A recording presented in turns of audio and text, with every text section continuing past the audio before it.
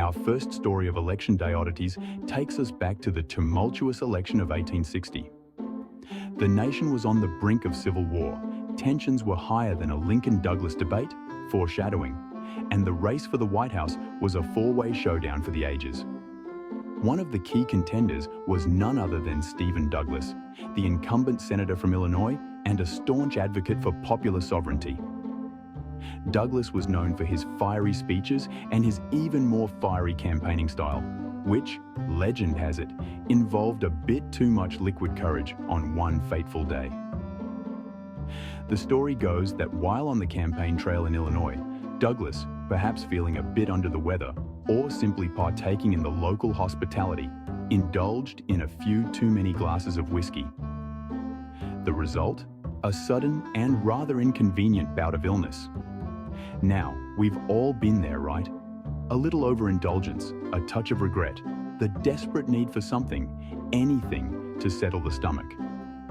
Well, in Douglas's case, that saving grace came in the form of a steaming bowl of chicken soup, humbly consumed at a local tavern. Fast forward a few decades, and we find ourselves in the midst of the Great Depression. The year is 1936, and Franklin Delano Roosevelt is seeking his second term as president. Now, FDR was a master communicator, a champion of the people, and, some might say, a bit of a political magician. But even with all of his charisma and political capital, Roosevelt's campaign strategists weren't taking any chances. They knew they needed a symbol, an image that would resonate with the American people, something that would embody FDR's commitment to sniffing out solutions to the nation's problems. Enter the Blood Hound. A rumor began to circulate, spread through word of mouth, that the Roosevelt campaign was using the image of a bloodhound in its marketing materials. This wasn't just any dog, mind you. This was a symbol, a metaphor, a four-legged representation of FDR's promise to track down and tackle the issues plaguing the nation. It's 1920. The world is trying to recover from a brutal world war. Women are finally getting the vote. Jazz is all the rage, and James Coxey is back in the news. You might remember Coxey from Coxey's Army, a protest march he led to Washington, D.C. in 1894. Coxey was all about the government printing more money, an idea that was radical at the time. Fast forward 26 years, and Coxey's at it again. This time, he's running for president, as a write-in candidate. That's right, folks. This guy who once led a ragtag group of unemployed workers to the Capitol is now asking for the keys to the Oval Office. He's still banging the drum of printing more money. Apparently, some ideas never die. Now, I'm not saying Coxey didn't have a point. The economy was still a bit wonky, and people were looking for answers. But Coxey's reappearance on the political scene was a reminder that sometimes the past has a funny way of coming back to haunt us. And in politics, just like in life, there's always that one person who shows up at every party with the same, slightly out of touch, but oddly endearing agenda. So while Coxey wasn't exactly a serious contender for the presidency, his 1920 run was a fascinating little footnote in American political history. It showed that even in the face of overwhelming odds, some people just refused to give up on their beliefs, no matter how unconventional they might be. It's 1960. The Cold War is raging, and tensions are high as John F. Kennedy and Richard Nixon are locked in a nail-biting election. But amidst the political drama, something strange is happening in the White House. Maintenance staff are reporting some seriously creepy occurrences. Unexplained footsteps, whispers, and an eerie feeling. Now, you might be thinking, John, this is an election, not a horror movie. And you'd be right, but these spooky tales added an extra layer of intrigue to an already intense election. Some whispered about ghosts, specifically President Harrison. Was it a ghost or just the wind? We may never know, But even the White House isn't immune to a little paranormal activity. Let's rewind to 1888, a time before social media and reliable weather forecasting. Grover Cleveland faces Benjamin Harrison in a tight race. But Mother Nature had other plans. On Election Day, a massive snowstorm hit the northeastern United States. This wasn't your average flurry. Blinding snow, howling winds, and drifts that could swallow a horse-drawn carriage. Voter turnout took a nosedive.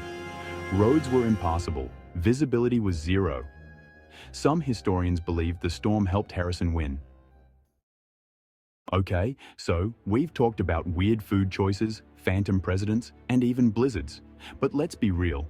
Nothing says American democracy like a good old-fashioned brawl on Election Day.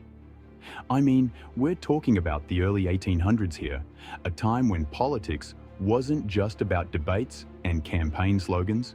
It was a full-contact sport. Imagine this. It's 1800, the birth of a nation, and tensions are higher than a kite in a hurricane. You've got Federalists and Democratic Republicans, each convinced their vision for the country is the only right one. And how do they settle their differences? By throwing down in the streets, of course. We're talking fistfights, riots, the whole shebang. Now, you might think, John, surely they didn't actually brawl on such a sacred day. Oh, but they did, my friends. In Philadelphia, the city of brotherly love, things got so heated that authorities had to intervene to prevent a full-scale riot.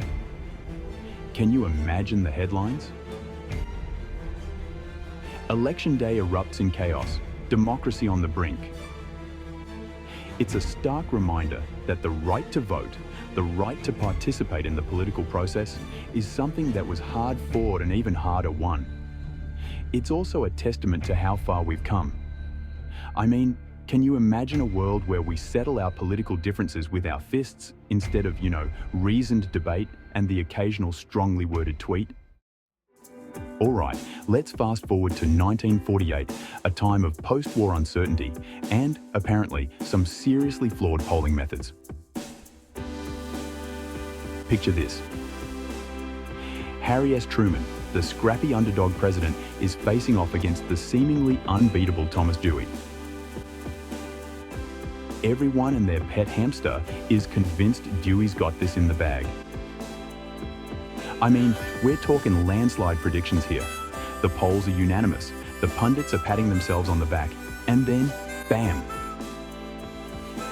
The Chicago Daily Tribune, in all its infinite wisdom, decides to print the next day's newspaper early, with the now infamous headline, "Dewey defeats Truman." Talk about awkward. Little did they know, Truman had other plans. He pulls off one of the biggest political upsets in American history, proving that polls, like hearts, can be broken. And what does Truman do? He poses for a photo with the newspaper, a smug grin plastered across his face. It's a moment of pure political schadenfreude, and honestly, I kind of love it. The lesson here, my friends, is twofold. First, never underestimate the power of a good underdog story. And second, maybe, just maybe, we should take election predictions with a grain of salt. From brawls to blackouts, the US really does have it all. It's 1976, disco is king, bell-bottoms are all the rage, and the race for the White House is heating up. But in New York City, Election Day takes a turn for the surreal when a massive power outage plunges the city into darkness. Imagine, you're waiting in line to cast your vote, contemplating the weighty issues of the day, when suddenly, poof, the lights go out. Now, most people would probably take this as a sign to just stay home and order a pizza. But not New Yorkers. No, they're made of sterner stuff. They're not going to let a little thing like a citywide blackout stop them from exercising their democratic right. So what do? They improvise. polling stations across the city are forced to operate by candlelight and flashlight, creating an eerie yet strangely inspiring atmosphere. Voters huddle together in the flickering darkness, determined to make their voices heard no matter the obstacles. It's a testament to the resilience of the human spirit and the enduring power of democracy. Even in the face of unexpected challenges, even in the dark, the people found a way. Because in the end, that's what democracy is all about. The unwavering belief that every vote counts, even when the lights go out. It's November 4th, 2008. Barack Obama and John McCain are locked in a tight race for the White House. The polls are open, votes are being cast, and the nation is on edge. But in California, something else is happening. Something that literally shakes things up. At precisely 5:04 p.m. Pacific Standard Time, a 5.4 magnitude earthquake rocks the state. Now, California's no stranger to earthquakes, but the timing of this one? Talk about adding an extra layer of drama to an already dramatic day. People are literally running for cover while trying to decide the future of their country.